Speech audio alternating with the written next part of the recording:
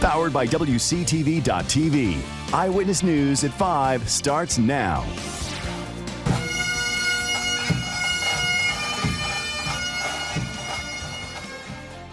A day of somber ceremonies from New York and Washington to North Florida and South Georgia. We'll remember the attack on America 18 years ago today. But we begin with continuing team coverage of the story we've been following all day, a mass stabbing at a Tallahassee workplace.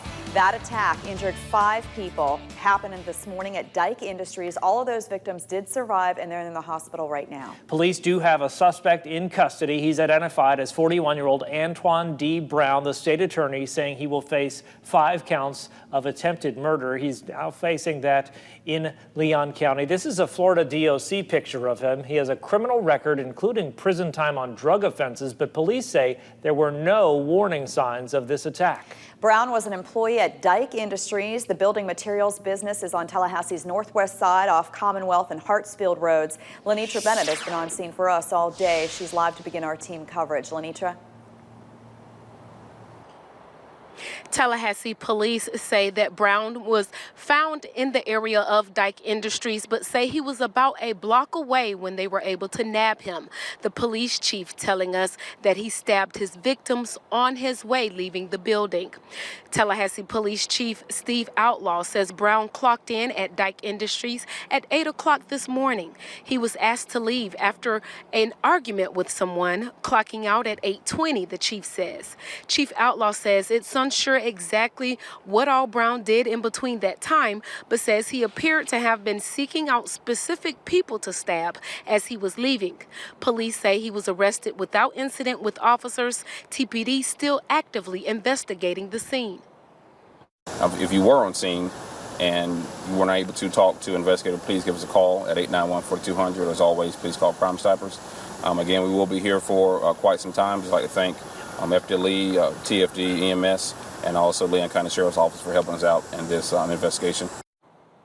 The police chief says Brown stabbed the 5 people using a small folding pocket knife style knife. Now, the police chief says that Brown had only worked at Dyke Industries for about 3.5 months. Reporting live in Tallahassee, Lenitra Bennett, WCTV Eyewitness News. All right, Lenitra, thanks. Yeah, and there's a heavy police presence there. That road closed down on both the Hartsfield side and the Commonwealth side.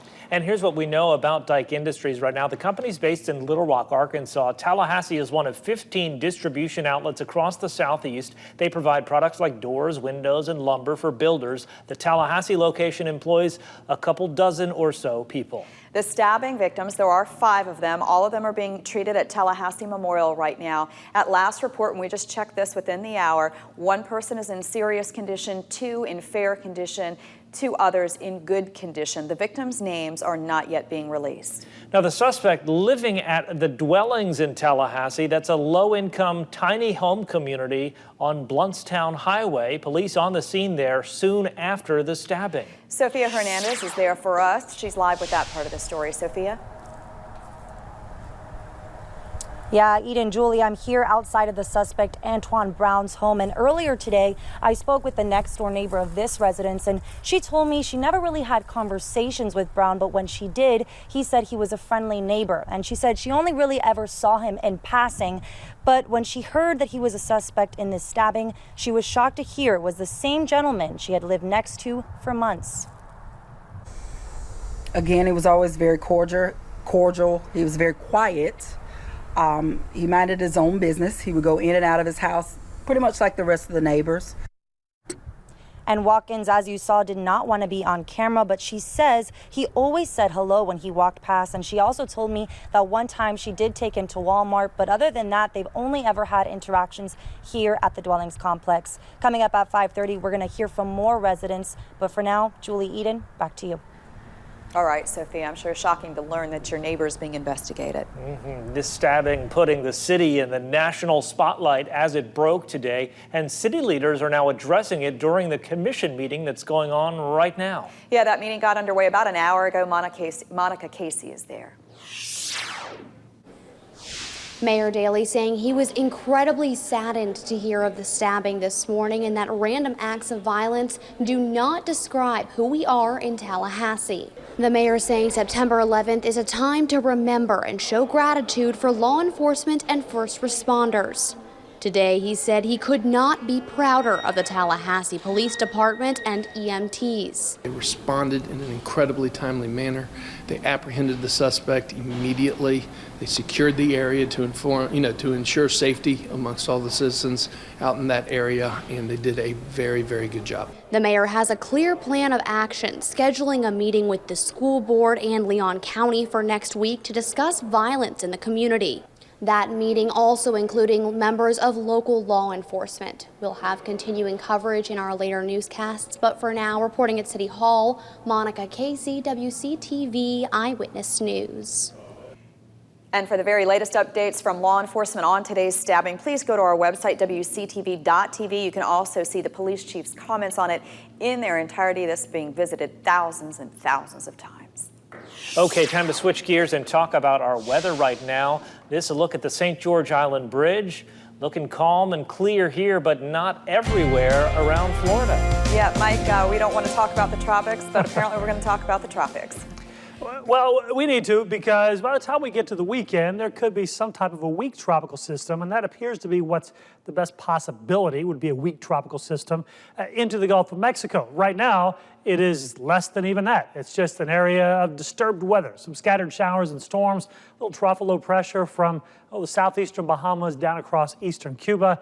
No real signs of any kind of real circulation here, but conditions become more favorable, and you get a cluster of thunderstorms and you get plenty of warm water, and you always want to watch these potential developments happening. And the National Hurricane Center says that within the next 2 days, and it's really more toward Friday, we could start to see some of that formation and a slightly better chance beyond that as we get toward the weekend. So what are we talking about? Again, it's a big complex setup, as we saw a lot with Dorian. While this is nothing like that as far as the intensity, let me emphasize that. This is a weak system that doesn't even exist yet. It may become a weak tropical system. We've got an upper level low that actually has a lot of dry air with it across our area, but a big ridge of high pressure to the north. That will be the bigger player. This upper low is moving out of the way. And if you watch the future cast, this is for the next 2 days, and you'll see that trough of low pressure is still there, and gradually we start to see a little more wind actually wrapping around, becoming a little weak area of low pressure. At that time, that's all it's forecast to be. But beyond that, as we get into Friday night and into Saturday and Sunday, if it continues that path up in the Gulf of Mexico, absolutely, we need to watch it more closely. But right now, the best bet is that we'll just see an increase in rain, which is actually needed. But we'll watch very closely, too, to talk about any possible wind or coastal impacts, which right now we do not see any, but we'll certainly let you know. I'll have more on this coming up in a few more minutes. Just the rain. That's all we want. That's right. So let them know. Let the powers that be know, right? That's right. Mike, thanks. Next, remembering 9/11, from ceremonies in the nation's capital to a dramatic stair climb here at home.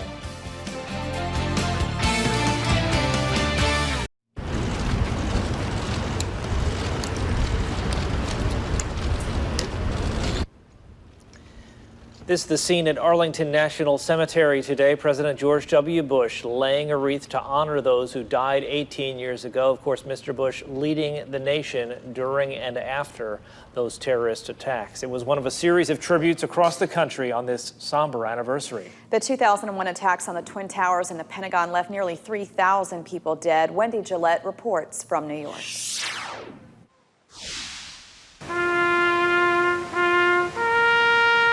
Family members of those killed on 9/11 returned to the World Trade Center site. Timothy Sean Haskell. Reading their names and sharing memories of their loved ones, never forgotten. I look forward to a moment when our souls can reconnect. These women came to pay tribute to Tanyelle McDay, a computer technician who died when hijackers crashed a plane into the North Tower. Yes, it's been a long time, but it's like day one all over again. Others came to honor relatives they never had a chance to meet. I've never met you before, but you'll always be in our minds, our hearts, and our everyday lives. Here in Lower Manhattan, many paused at the new 9/11 Memorial Glade to remember the first responders and volunteers who became sick or died as a result of the recovery effort. all went above and beyond. They didn't just do their 8-hour day and leave. They too were unsung heroes. At the Pentagon, where 184 people died, President Trump and First Lady Melania laid a wreath. We offer you all that we have, our unwavering loyalty, our undying devotion. Vice President Pence traveled to Shanksville, Pennsylvania, hailing the brave crew and passengers of Flight 93, who helped prevent even more tragedy by confronting the hijackers and bringing the plane down. They were ordinary Americans, but their heroism would inspire the nation. 18 years later, the nation has stayed true to the pledge to never forget. Wendy Gillette, CBS News, New York. And for the first time, all schools in New York were required to observe a moment of silence today, ensuring that even those who weren't born yet on 9/11 will never forget it. In Thomasville, a September 11th tribute taking over the football stadium all day today for the 7th year in a row. First responders holding a memorial stair climb. First this ceremony, and then the 110 flights climbed by New York firefighters that day simulated at the stadium in Thomasville.